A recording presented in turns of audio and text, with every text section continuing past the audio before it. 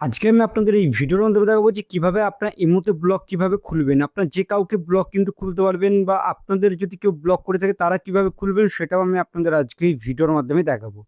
প্রথমত হচ্ছে কেউ যদি না জেনে থাকে যে কিভাবে ব্লগ খুলতে হয় তাদেরকে আপনারা জানাতে পারবেন এই ভিডিওর মাধ্যমে। আর আপনি যদি কাউকে ব্লক করে থাকেন তাহলে কিভাবে ব্লগটা আবার খুলবেন সেটাই দেখাবো বা ব্লক লিস্ট কিভাবে বের করতে হয় সেটাই দেখাচ্ছি। প্রথমত হচ্ছে আপনাদের মোবাইলটিকে ওপেন করতে হবে। ওপেন করার পর এখান থেকে দেখতে পাবেন আমি এই ইমো অ্যাপটিকে ওপেন করে নিচ্ছি। আপনার ইমো অ্যাপটিকে ওপেন করে নিন। ইমো অ্যাপ ওপেন করার পরে এরকম ইন্টারফেস কিন্তু আপনারা দেখতে পারবেন। এবার কিভাবে করবেন সেটাই আমি আপনাদের দেখাচ্ছি। প্রথমত হচ্ছে এখানে আপনার প্রোফাইল আইকন দেখতে পারবেন। উপরের দিকে এই প্রোফাইল আইকনে ক্লিক করে দিন। আমি প্রোফাইলে ক্লিক করে দিচ্ছি।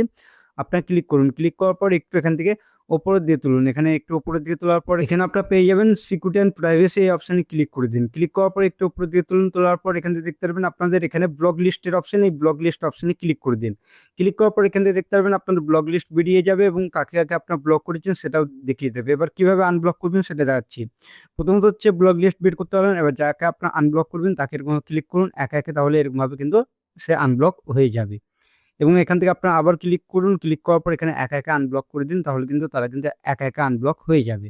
ঠিক আপনারা এরকমভাবে কিন্তু আপনাদের ইমোতে যে কাউকে ব্লক এবং